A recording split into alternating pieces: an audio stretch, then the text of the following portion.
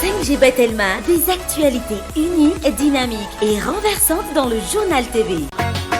INA, plus raffiné que jamais. ITA, huilerie industrielle de Tamata. Lulchanao ni Fampalalambaovao. Recherchez-vous l'élégance, le prestige et le style inimitable? Venez découvrir notre boutique des marques Antalmen.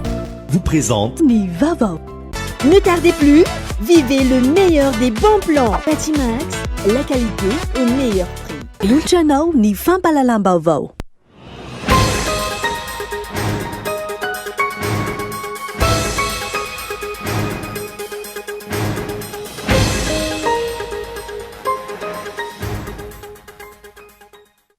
Volamena arena kibon-tany isan'ny voatonona matetika sy nalaza nandritra ity fitondrana rajoelina ity. Skandala saika isan-taona no seho tao anatin'izay fotoam-piasana izay tamin'ireo fanondranana antsokosoko.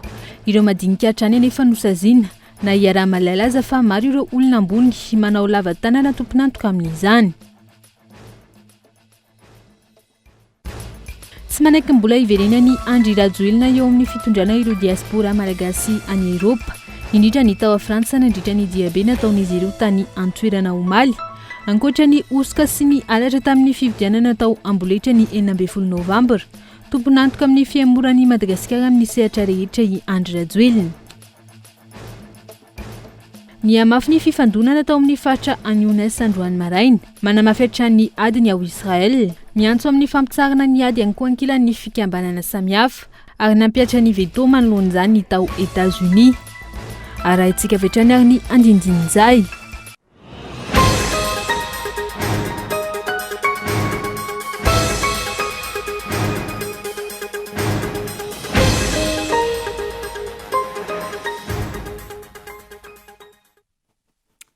Alahady fahafolony volana Desambra 2024. Ankafaliany indray tongolasy sy tongovavy no naterako ny araba mba hampirarintsoa antsika rehetra ny tokantrano amin'ity aliny alahady ity. Asaiko ianao anaraka ireo vaovao nisongadina ho amin'ny androany. Ny matoan-datsohatra vetrana no anokafantsika ny fampalalam-baovao. Volamena arena kibon-tany isan'ny voatonona matetika sy nalaza nandritra ity fitondrana Rajoelina ity. Skandala saika isan-taona no niseho tao anatin'izay fotoam-piasana izay tamin'ireo fanondranana antsokosoko. Ireo madinika hatrany anefa nosaziana na iaraha malalaza fa maro ireo olona ambony manao lava-tanana tompon'antoka ireo rafitra eto amin'itsika toy izay voataitra ka asa izay vokatra ho azo manomboka eto. Matoan-datsohatra Iona Saina. Ny eo tsy mivalona, potry indray ny manaraka, dia tahak'izay hatrany ny zava-misy atondro nampindramina ny fahefana eto amin'ity tanindrazana iombonany ity. Saingy ny mampalahelo, tsy amin'ny zavatra tsara hiteraka fampandrosoana ho an'ny firenena no manao toy vakana toy izany fa amina endrika ratsy manimba ny sarin'ny Madagasikara eo amin'ny sehatra iraisam-pirenena. Fantatra indray zao fa misy olona ambony, gouvernoura tao amin'ny faritra Betsiboka, nahiditra ponjavonjo maika niaraka tamin'ny PRMP, voaroro tamina fanaovana kolokolo sy fanararota-pahefana, ny ampy fampiasana fitaovam-panjakana tamina resaka volamena tao amin'ny commune Marcourt, distrikany Maheva-Tanàna. Ireto olom-panjakana ireto niaraka tamina teratany vahiny ampolo no tafiditra amin'ny tirara-pitrandrana volamena ity hatreto. Metoy ny fanadihadiana sy ny famitorana ataon'ireo tompon'andraikitra voakasika ary isan'ny andrasana ny hoe atonikotrika ve sa mbola misy olon-dehibe ambony no io gouvernoura sy PRMP io tafiditra amin'ny tirara ity fa izy ireo aloha no tratra na notratrarina. Volamena izay arena kibon-tany nalaza raha tato anatin'ny fepito-pitondrany Andry Rajoelina. Nitrangana skandala maro ary azo lazaina fa tsy mbola nanakoako toy izany ity volamena ity nandritra ny 80 taona. Mbola tsy afaka tsain'ny maro tokoa ny volamena milanja 7.5 kilao sarina taty Afrika Atsimo ny volana Desambra tahaka izao taona 2020. Raha mbola tsy hita izay tena tompony sy ny gros poisson tamin'izany, ny tranga indray eritaona taoriana io mbola volana Desambra ihany koa tratra tao amin'ny seranam-piaramanidina Moroni Comore ny volamena milanja 7.20 kilao. 2020 raika amin'ny 2020 zay fa tsy nandinga taona ny 2020 nanjavona tao amin'ny vata fitehirizana na ny coffre-fort ny ministeran'ny arena kibon-tany ny volamena milanja 4.30 kilao izay nolazaina fa nivadika Bolongam-by. Raha fandroanana volamena antsokosoko izay sarotra ny ino fa olo-tsotra erina na tompon'andraikitra tsy manana toerana ambony mahabaiko ny zatsy na zaroa no tompon'antoka fa tsy maintsy ho tambazotra matanjaka ahitana tompon'andraikitra ambony sy ny akamakamany manao lava-tanana manapatra fahefana. Io arahandrehetra mahita io ny talen'ny kabinetra teo aloha teo anivon'ny fiadinan'ny Repoblika. Olona ambony, olona matoky ny filoha Andry Rajoelina napetrana no amin'izany toerana izany, migadra ny Londra noho ny resaka fitandrahana arena kibon-tany.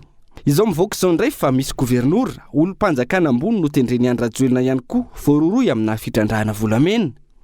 Volamena izay raha nitatitra nataon'ny fitsarana momba ny kanty nahatratra 4.5 taona ny elanelany teo amin'ny tatitra ofisialy momba ny fanorazana volamena ara-dalàna teto Madagasikara sy ny tena volamena tonga tany amin'ireo firenena mpanafatra teo amin'ny elanelan'ny taona 2024 ka io taona 2024 no ambony indrindra satria nahatratra 2.5 taona ny elanelany. Volamena Antonina Maro naondrana antsokosoko izay nahafana nanatsara ny andavanandrom-piainan'ny Malagasy saingy no fihin'olombitsy. Manana rafitra maro isika eto Madagasikara tokony ho arifanina andray fepetra vao misy tranga toy ireny saingy tsy izay aloha no zava-misy. Asa izao angamba vao tena tapa-kevitra andraikindraikitra araky ny nambarany teo anivon'ny Bianco Omaly. Iady amin'ny fanodikodinam-bola-panjakana izy ireo amin'ny taona 2024 io fa asa inona no adivana tao anatin'izay 20 taona izay ho ny fanontanian'ny mpanara-baovao. Ny manomboka izao ve zany vao ho faizana sy ho entitra fa ny lasa omba ny lasa araky ny fomba fiteny. Na izany tsy zany na ny fahavononany iny ny Bianco andrasana ireo rafitra hafa toy ny Pâques, samifinina sy ny sisa. Asa no ilaina fa tsy kabary ary tsy tokony atao taondasa tsy tsaroana mba tsy hisin'ny tsy maty manota intsony. Irarina mba ho tahaka ny tafika andrifa-tanàna tokoa no fandraisana raikitry ny Bianco ka sady hitany maso no ren'ny sofina fa tsy ho lasaka vavany toy ny arotabebaka na ho rebarebany fotsiny salina ny akola-vavaratra. Fa tsy manaiky ny mbola hiverenany Andry Rajoelina eo amin'ny fitondrana ireo diaspora malagasy any Eropa indrindra ny tao Frantsa nandritra ny diabe. Nataon'izy ireo tany antoerana omaly akoatra ny osika sy ny alatra tamin'ny fifidianana natao amboletra ny 9 Novambra. Tomponantoka amin'ny fihemoran'ny Madagasikara amin'ny sehatra rehetra i Andry Rajoelina izay mamositra sy manampimbava ireo rehetra maneho hevitra fanadihadiana entiny Yves Richard. Tsy hemitra amin'ny fitakina ny amirinana ny Madagasikara ho tany-tandalàna sy ho ambany zoga ny endrim-panjanahantany vaovao ireo diaspora malagasy any Eropa indrindra ny ao Frantsa. Nandritra ny diabe ho fanavotana ny demokrasia tao Paris omaly. Ny ofaofa ny sainam-pirenena malagasy ary isan'ny rantiranty tamin'ny sora-bavety. Nolanjain'ny malagasy tany an-toerana ny tsy fanekena ny fifidianana feno osika ny 9 Novambra sy ny fanaovana raha matahora amin'ny endriny maro. Ny ampy norakoraka amin'ny tsy fankasitrahana intsony any Andry Rajoelina.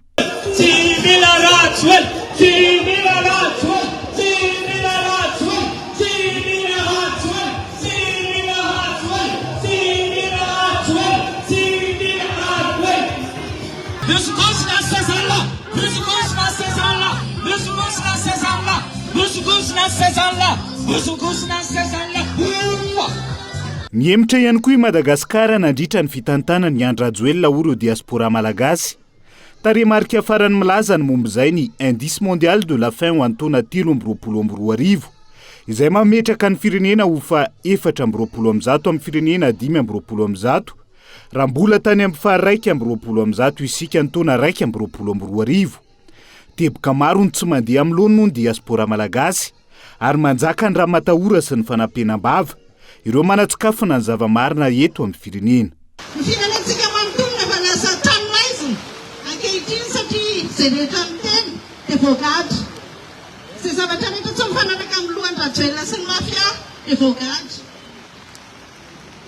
Ny zavatra anankiray nefa mety ambahazany rehetrarehetra izany dia fijoroantsika rehetra sy ny fikatitsika amin'ny la France ny amoana ny androana ny Rajoelina Madagasikara satria izy ny tena lohany izao zavatra rehetrarehetra izao ary Frantsa no miteza antsika ankehitriny ka tsy mamera amin'ny firenentsika ho afaka intsony.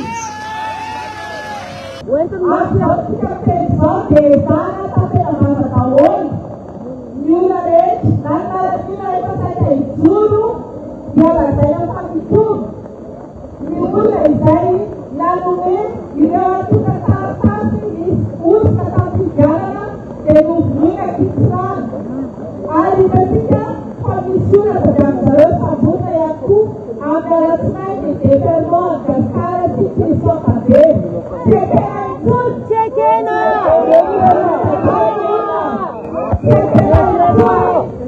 Ny fanagagana sy fanezena olona noho ny hevitra politika.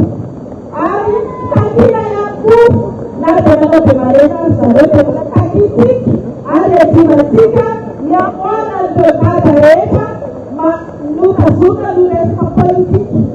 fotoana izao ilaina ny fifanohanana na izany ho an'ny vahoaka malagasy eto an-tanindrazana na ny any ivelany ireo diaspora.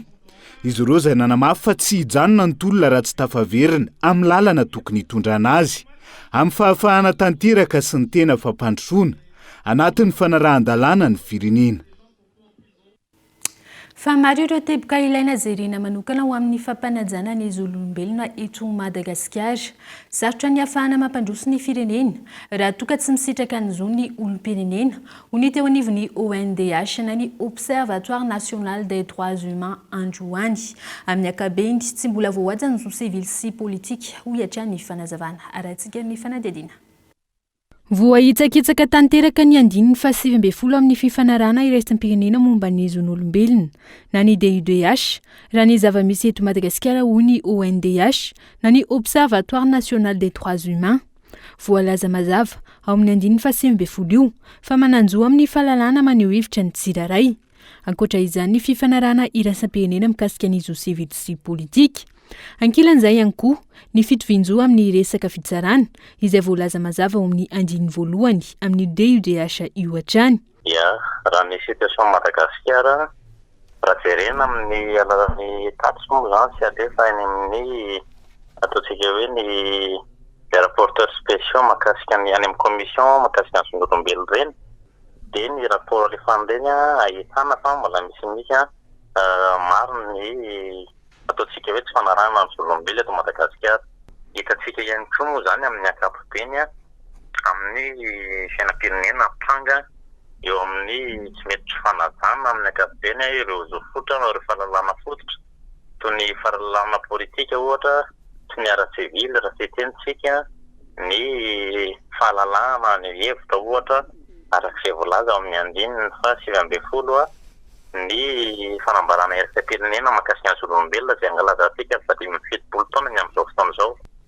Hitantsika ihany koa ny mety fasarotana amin'ny fanajana manomboka eo amin'ny andininy fa 7 fa 9 eo hatramin'ny 12 eo dia ny fitoviana zany eo anatin'ny lalàna ataontsika hoe procès équitable.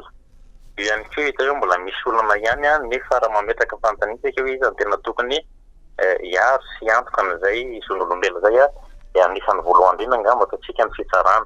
Misy akony mivantana amin'ny fampandrosoana ny firenena ny tsy fanajana ny zon'olombelona raha ny fanazavana hatrany.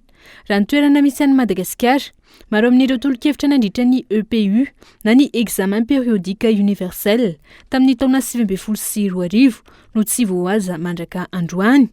Anjara asan'ny fanjakana no manao izay anatanterahana izany ho hiatrany fanazavana. Ny principe dia ny fitondra fanjakana, ny fanjakana zany ny obligateur de droit, manana an'le obligation tokony manatanteraka, manaja ary miaro ihany koa ilay zon'olombelona. Fa rehefa tena jerena kosa nefa raha mijeran'le examen périodique universel teo aloha dia mbola hita fa mbola maro ihany ireo karazana zo mbola betsaketsaka sy recommandation. Ma recommandation anazy moa zany dia tokony hoarana hanatsarana fampandrosoana zany tokony hoarana. Ny antony tena ilana an'ilay zon'olombelona raha tsy maintsy fanajana ny zon'olombelona dia tsy misy ny fandriam-pahalemana. Ary rehefa tsy ahita fandriam-pahalemana tsika na ataontsika hoe paix de sécurité dia tsy ahita fampandrosoana na ataontsika hoe développement. Ka fampiankana ireo anankitelo ireo raha ohatra ka misy fanetsahana ny zon'olombelona dia tsy misy zany ny fampandrosoana dia firenena anankiray izay misy. Androany 10 Desambra no andro iraisam-pirenena ho an'io zon'olombelona io. Feno 7 taona katroka androany ny fanambarana ofisialy ny DUDH na ny Déclaration universelle des droits de l'homme teo anivon'ny firenena mikambana ny taona 1979. Raha tsy ahivina ny tantara, vokatry ny fahafantesan'olona anetsiny maro tamin'ny ady lehibe faharoa no antony nametrahana io lalàna iraisam-pirenena mikasika ny zon'olombelona io.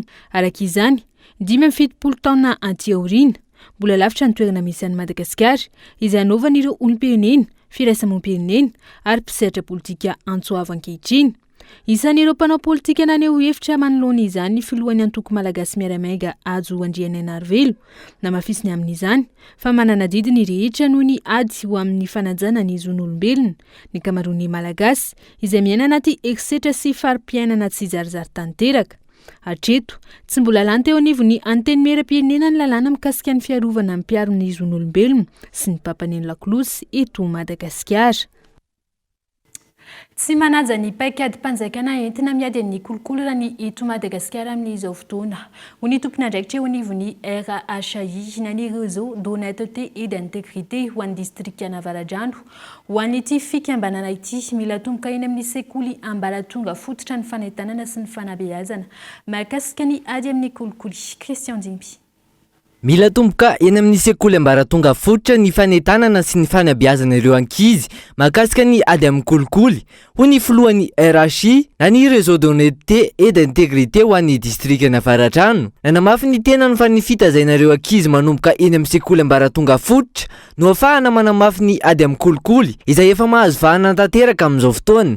Mahakasika na fanabeazana samo tanora de tanora daholo ao anatin'le hoe RHI zany hoe ny fanabeazana zany de tokony atomboka na fototra mihitsy zany hoe ampianarina le ankizy tsy mety ny manao kolikoly sarotra kokoa mantsy zany n'olo dehibe amena hoe lazaina izy hoe tsy mety ny manao kolikoly fa raha mbola kely izy de fa nafataritsika foana na verimberina foana nanomboka tany amin'ny klasy tany amin'ny EPP ny CEG lycée université de fatany hoe tsy mety le manao kolikoly de makasika zay fanabeazana zay ihany ao anatin'ny RHI de misy vondrona maromaro zay mivondronao sekoly misy ny fandrakana misy ny any amin'ny privé misy université zahay fa ny tena tandrina de raha ihany de hoe anabe andreo ankizy ireo tsy anapahaizana fotsiny ihany fa mandray andraikitra aminay ny fanampiandrasanay amin'ny fandrakana de anohanana ny RHI sy ireo kambana rehetra ao amin'izany RHI zany tohanana amin'ny fitaovana rehetra ohatra mila zao ohatra ny RHI banderole mila zavatra maromaro ny RHI entina manatanteraka le fanentanana fa ny stratégie hitanay ho anay manokana eto amin'ny RHI lycée Analamahitsy de ny hoe ny tanora ihany no manabe tanora ny ankizy ihany no manabe ankizy ny olo-dehibe ihany no manabe olo-dehibe de mora kokoa zany no anentanana le izy satria raha zay tanora zao ny fomba anentananay tanora ohatrinay de amin'ny alalan'ny dia amin'ny alalan'ny ohatra hoe fiarahana dia be ohatra ny nataonay teo nanao carnaval ohatra reny zany fanentananay tanora mitovy ny tenanay ao anatin'le fanabeazana. Misafity ireo sekoly izay nandray anjara tamin'ny dia be sy ny filanjana Solabavetomali makasika izay ady amin'ny kolikoly izay. Nanomboka tetsy amin'ny Coliseo Matsunjombe ary ny farana teny Nansana ny hetsika izay tafiditra tao anatin'ny fankalazana ny andro maneran-tany adina amin'ny kolikoly. Eo ny fanabeazana ny ankizy dia ny mbola kely ady amin'ny kolikoly ataon'ireo fikambanana maro samihafa fa tokony handray ny andraikiny ihany koa ireo sampandrarato ny Bianco manoloana ireo trangana kolikoly misy eny anivon'ny tontolon'ny fampianarana ohatra amin'izany ny fandoavam-bola mba ho afaka amin'ny fifaninanana hiditra eny amin'ny sekolim-panjakana fa ankoatra ny kolikoly ara-bola isan'ny ady mila mafisina ihany koa ny kolikoly ara-nofo izay hitana eny anivon'ny toeram-pianarana sy ny toeram-piasana. Koa mamarina ny tapany voalohany ny fampalalam-baovao mamy fotoananao azy aoriany dokam-barotra fohy.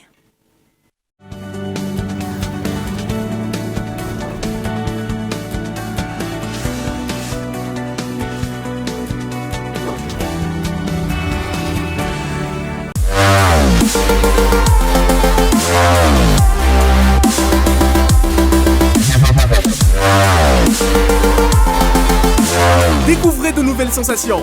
La Fibre Go est chez vous pour 99 000 par mois. Oui, vous avez bien compris, 99 000 seulement. Abonnez-vous vite en Télémashop.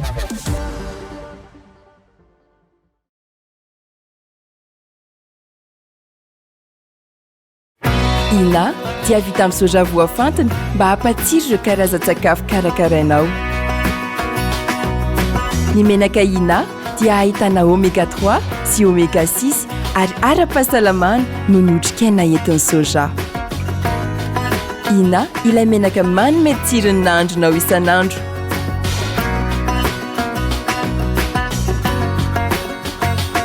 Ina, plus raffiné que jamais. Ita, huilerie industrielle de Tamata, misatra amin'ny telo sy roa arivo. Recherchez-vous l'élégance, le prestige et le style inimitable? La boutique des marques vous attend. Nous vous proposons une large gamme de marques de sacs, chaussures et divers accessoires pour satisfaire votre style. Adidas, Fossil, Lacoste, Lancel, Michael Kors, Nike, Tommy, et d'autres marques les plus appréciées. Venez découvrir notre boutique des marques à Antalmine. Téléphone 034 81 978 01. La boutique des marques vous attend.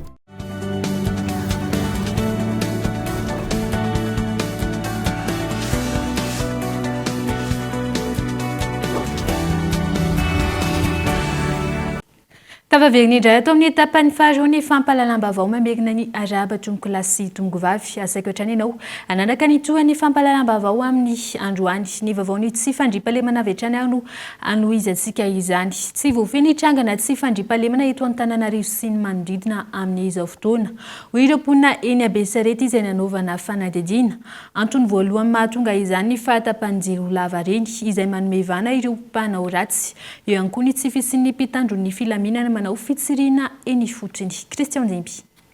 Mampitaraina ny akamaroan'ireo mponina eto Antananarivo sy ny manodidina amin'izao fotoana ny firongatry ny tranga tsy fandripahalemana eny anivon'ny fiarahamonina. Manampitrotraka izany ny fahatapahan-jiro lava reny izay isan'ny mampahazo vahana izany hoy ireo mponina eny Besarety izay nanaovana fanadihadiana. Manao antso avy amin'ny tompony raiky mpanjakana voakasika araka izany izy ireo. Tena manjaka mihitsy tsy fandripahalemana na elakelan-trano na eny an-tsena na atoandro na hariva dia manjaka mihitsy izy amin'izao. Ny antony mety mampatonga anazy vokatry ny tsy fisian'ny asa eto amintsika tsy fananan'ny asa dia lasa mirona makany amin'ny fangalarana ny akamaroan'ny olona. Mahakivy amin'ilay izy amin'ilay jiro tapaka izay no tena mampirovangatra ny mpangalatra amin'ilay jiro tapatapaka matetika dia sady manimba zavatra ilay izy lasa misy fiantraikany amin'ny fivelomana sy ny fitadiavana. Tena marina mihitsy izany satria tena eritrereto eo andro vao amin'ny fito fotsiny tapaka ny jiro efa be da be mivaky-trano. Dia tena miteraka tsy fandripahalemana ary tena lasa mampikorotana fiainam-bahoaka mihitsy ilay tsy fandripahalemana. Ary anisan'ny vahoaka mihitsy tena mitondra fahaisana tanteraka amin'ilay tsy fandripahalemana. Tena mampijaly mihitsy aloha ilay fahatapahan-jiro ary tena neritreretina hoe mba tokony efa hisy fiovana amin'izay nefa dia tena hatramin'izao. Tsy mipetraka araka ny mahatandroka ary mivozona intsony ireo mpitandron'ny filaminana izay natao hiaro ny vahoaka sy ny fananany amin'izao fotoana hoy hatrany ireo olom-pirenena. Mpitandro filaminana moa izany dia tsy haiko hoe mpitandro filaminana moa izany efa hoe fanjakana izany dia fanjakana ohatra mpitandro filaminana zao ohatra mitarongona fotsiny eo amin'ny resaka lapan'ny tanàna ohatra tsy mba hoe miparitaritaka amin'ny resaka couloir mba mijerijery resaka amin'ny fiainan'ny vahoaka izany tokony mba jeren'ny mpitandro filaminana. Tokony hoe andray andraikitra izany ilay fanjakana mba anaparitaka ny polisy mba ohatra hoe anaramaso hanao laronde ny elakelan-trano ny manodidina ny olona malagasy rehetra satria ny fiainan'ny malagasy mihitsy mipotika mipotika. Zany tsy voafako maly lisy nanentaka teo Beoririka. Zany hoe na fanendahana na vaky-trano na miseho amin'ny lafiny maro mihitsy zany raha ny eto an-drenivohitra fotsiny. Tena tsy mandry fahalemana raha ny eto Antananarivo renivohitra amin'izao fotoana izao. Izy eo Analakely zao teo be da be nefa ilay zavatra tranga zao teo Beoririka.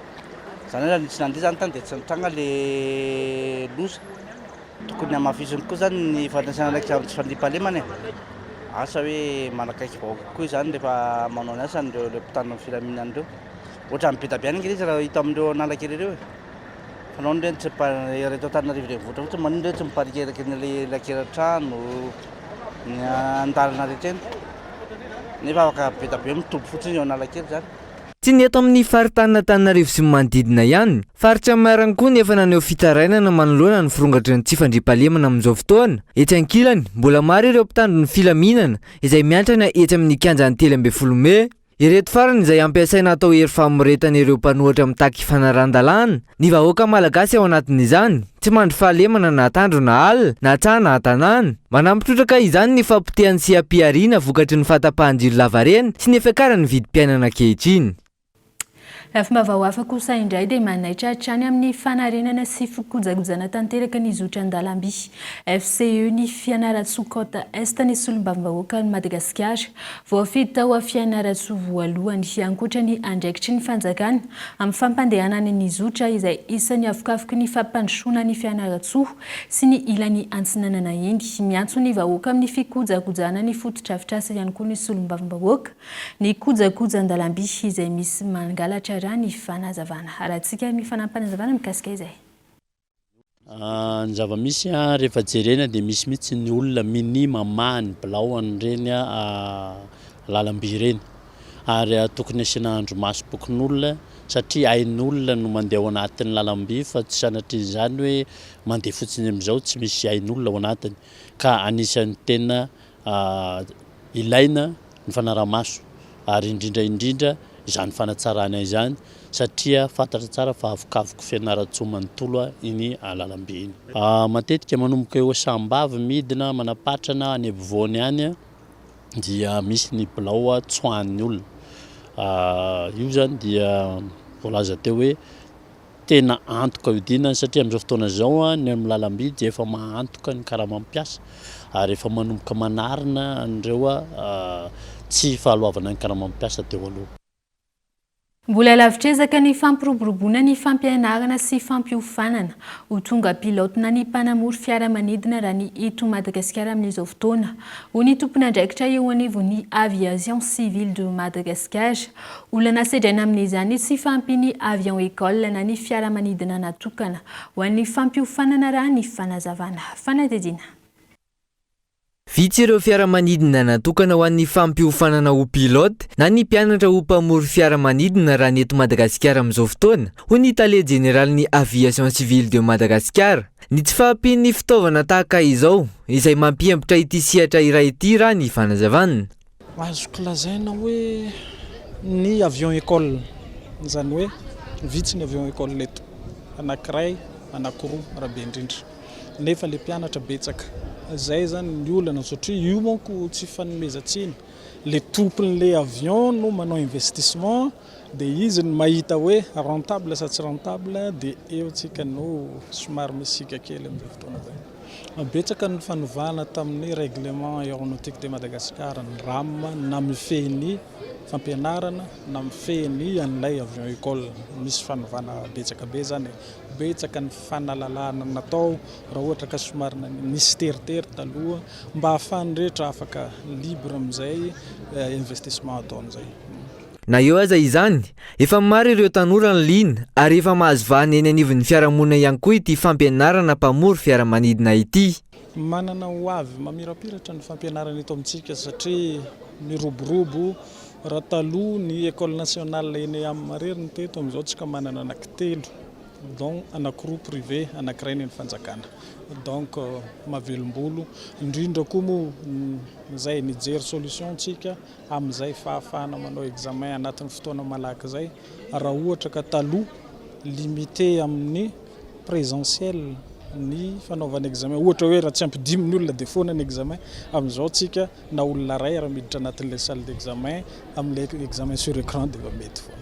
Miisa telo ankehitriny ireo toeram-pampianarana mpamory fiaramanidina eto Madagasikara. Isan'izany ENEAM na ny École nationale d'enseignement de l'aéronautique et de la météorologie izay voalohany nisy teto Madagasikara. Eo ihany koa ireo vao niforona taty aoriana. Andrasana araka izany izay vahaolana arosin'ny fanjakana eo amin'izay olana tsy fahampian'ny avion école izay.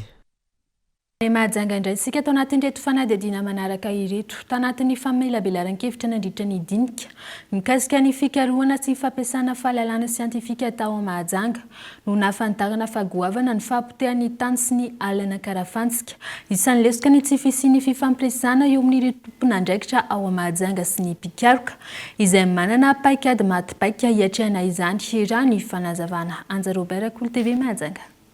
Ny tsy fisian'ny fifampiresana tamin'ireo mpitondra ao Mahajanga sy ny mpikaroka hatramin'izay no isan'ny lesoka tsy nahitamba-olana amin'ny fahampotehan'ny tany na ny sol atao anatin'ny faritra Boeny raha ny nambara ny gouvernoura ny faritra Boeny. Io no nivohitra nandritra ny famelabelarana sy ny dinika ary ny fifanankalozakevitra mikasika ny fikarohana sy ny fampiasana ny fahalalana siantifika na ny demi-journée scientifique ho an'ny faritra boeny omaly tolakandro. Ny zavatra tsapa dia izahay tompona ndraiky mpanjakana mihitsy ny aloha angamba no tompony diso fahatsoana voalohany satria tokony efa imbetsaka natao ny fionana tahaka ny androany raha ny tolakandro androany resantsika satria tena hita fa ilaina le fampiresahany izay mpitondra sy ny université ny firesahana amin'izay mpitondra sy ireo mpikaroka satria ny vahaolana dia any amin'ireo mpikaroka no azahoantsika azy. Izahay mpitondra dia lasa ohatran'ny avoir la tête dans le guidon ozy izy ny vazaha zay na manao ny pompier ihany koa izy zavatra mitranga eo dia eo ny tediavana vahaolana dia zay zavatra mitranga rapitso indray dia tediavana vahaolana hafa indray ihany koa. Eo zao dia anatina adin-dronga mba dia hitantsika fa nasion'ireo mpikaroka hoe io ankarafantsika hitantsika amin'ny RN4 iny ka fa rideau sisa no hitantsika morony arabe fa ny ondamosiny rideau dia fa lavenina avokoa fa ny fampiteny ankarafantsika dia fa mampimotika ny maro ray manontolo. Ireo vahiny indray no manaitra sy mahita ny fahasimban'ny tany eto amintsika ka mila ho amafisina araka izany ny fanentanana. Isika ihany no mamono tena, isika ihany no mamono atsika satria manapotika an'ireny sol zany no fiteny azy satria andro iraisam-pirenena ho an'ny sol moa zany fa eo koa ny zava-maniry rehetrarehetra naseho an'zareo teo hita teo ny akarafantsika niny rehetrarehetra potika ary mampalahelo amin'izy ireny dia ny vahiny no manaitra atsika amin'ny zavatra miseho eto amintsika zavatra ataotsika ny vahiny no mampafantatra atsika hoe misy an'izao eo aminareo ka tokony ho tonga saina atsika anjara atsika tsirairay marina fa sahirana reny mponina reny manao ny charbon mba azahoan'ny aina ohatran'izany fa mba anjara atsika zany saina nianatra nahazo fahalalana no mba miaraka isika manentana n'ireny olona reny mba ho fikajiana ny tontolo iainantsika. Famelabelarana izay noentiny professeur Arfidy avy ao amin'ny Landeve no nahafantarana ireo fahampitena goavana eo amin'ny tany ato anatin'ny faritra Boeny. Anisan'ny tsena lehibe iray ao Mahajanga ny bazary Marolaka saingy-mbola misedra olana indraindray ireo mpivarotra amin'ny fahaverezan'ny entana anton'izany tsy fampiny herinaratra manazava ka nahatonga ny biraon-tsena vaovao hitady vahaolana amin'izany. Fanadidina. Ny famahana ireo olana maromaro ao amin'ireo mpivarotra ao amin'ny bazary Marolaka Mahajanga no atao vaindohan-draharaha ao anatin'ny rotaona ho an'ireto membre vaovao hitantana indray ny fikambanany mpivarotra ao amin'ny bazary ny Marolaka. Voalohany resaka fandriam-pahalemana ny tsy firetan'ny jiro any atsimo agny miteraka fahaverezany entana sy vavakian'ny tragno ary miteraka problème be ato amin'ny tsena. Faharoa magnaraka miresaka fahadiovana sy ninona ny fitakina vola amin'ny tsirariny zay ataon'ny sasany aminay ampiasa ato amin'ny bazary Marolaka dia tsy ekenay intsony zavatra ohatran'ireny. Raha ohatra ka misy solotenana délégué na olo-tsotra zay mitaky vola amin'ny mpivarotra na mpiasan'ny commune tsy avy aty aminay mpitarika dia lavinay tanteraka angambany affaire anazy personnel zany fa tsy maintsy misy taratasy avy aty aminay no ahafahana mitaky vola any aminareo mpivarotra fitondrana vaovao angambany izany. Ny sy ny rindran-damina eo amin'ny commune sy ireto mpivarotra ireto dia hitohy hatrany ny fiarah-miasa eo amin'ny rotonta ao anatin'ny roa taona. Dia eto zay dia mangataka ny fiarah-miasa feno avy amin'ny commune satria misy ny cahier des charges izay ny fanarahana teto anivon'ny commune sy ny mpivarotra izao. Miverina amin'ny sata mifehy azy ireo araky ny voarakitra ao anatin'ny bokina andraikitra manomboka izao ireto mpivarotra ao amin'ny bazary ny Marolaka ny Mahajanga ireto. Noho ny tsy fampiny fanentanana maro ny manilika ireo olona trisomika iny anivon'ny fiarahamonina tahaka ny olona rehetra ihany ireo olona voan'ny trisomie 21 ho ny fikambanana manampy ireo voany izany ary afaka mivelatra saingy mila tohana sy fanehoam-pitiavana. Io na saina. Ay allo tsika. Inona zavatra tianao indrindra moa ro? Ianao mandeha sady mandeha? Bany! Papa! Mety zatrasa tsy mety? Bany! Papa wa! Pap! Iza ny anaranao izy ty? Iza?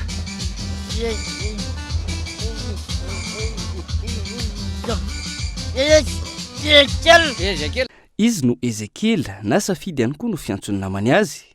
efatra menadany ny zanaky ny ray aman-dreniny fa izy no trisomika.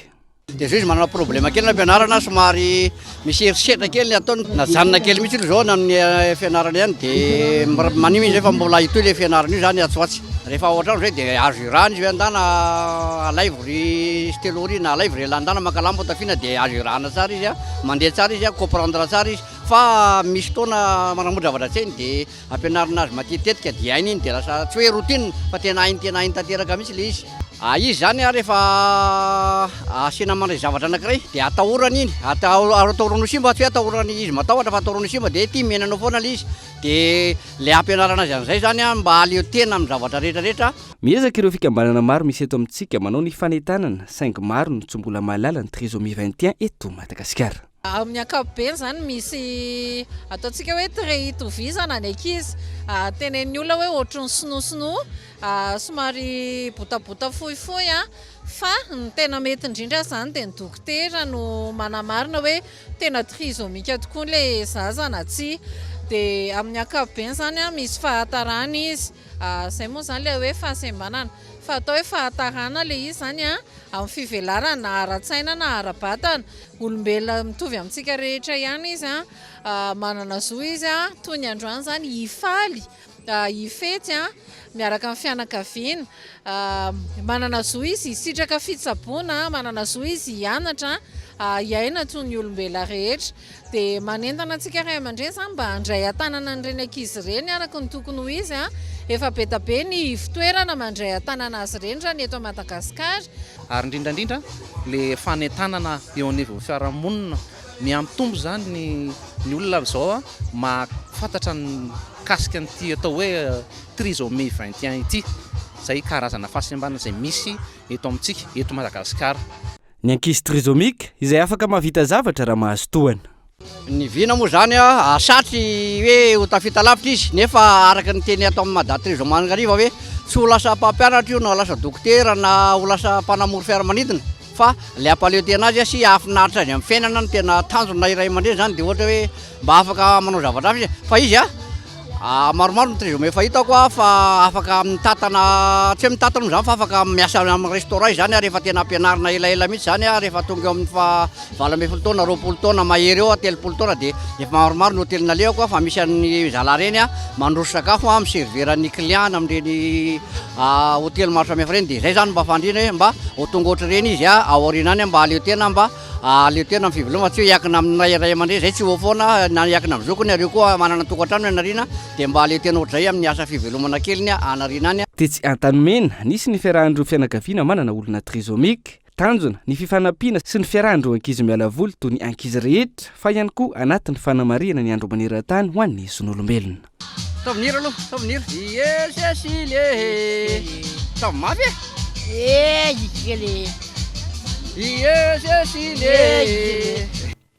ho amin'ny maresaka ny ivelany kosa indray dia ny mafy ny fifandona amin'ny fatra any UNES androany maraina lala mafy hatrany ady ny tao a Israel miantso amin'ny fampitsarana ny ady hatrany ankilany ireo fikambanana samihafa ary nampiatra ny veto manoloana izany ny tao États-Unis fanadidina amin'ny sariny France 24.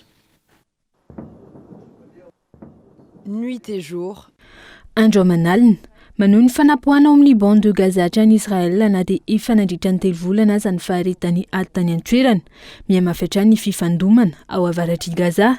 Misy ihany koa ny fanapohana ao a Rafah sy any UNES feno hibokaraka izany ity hopitaly ity. Sarotra ihany koa ny fepetra andraisana antanana ireo marary ankilany nanamafy ny teo anivo ny firenena mikambana fa miditra amin'ny anohanany tanteraka ireo olona any an-toerana amin'izao fotoana. Gaza hoe 7 amin'ny 10 no tsy mihinana sakafo ara-dalàna isan'andro amin'ireo teratany Gaza hoe miisa 2 tapitrisa mahery iray tapitrisa amin'izany no efa nafindramonina araka ny UNICEF hatrany zay avokoa ny ankamaroany ireo Gaza hoe iray tapitrisa ireo. Dia izay koa mamana ny fampalalambavao Cool TV ho amin'ny ity anio ity isaoraka ianao nanaraka izany hatramin'ny farany. Ny ekipan'ny fampalalambavao Cool TV kosa dia mbola mamy fotoananao amin'ny rapitso indray. Veloma tompoko.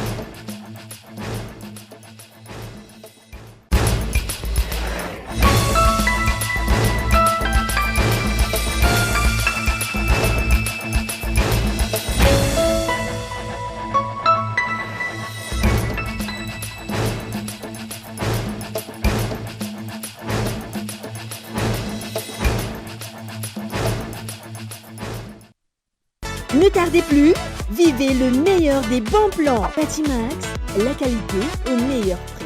Vous a présenté Nivava. Ina, plus raffinée que jamais. Ita, huilerie industrielle de Tamata, vous a présenté Nivava. 5G Batelma, des actualités uniques, dynamiques et renversantes dans le journal TV.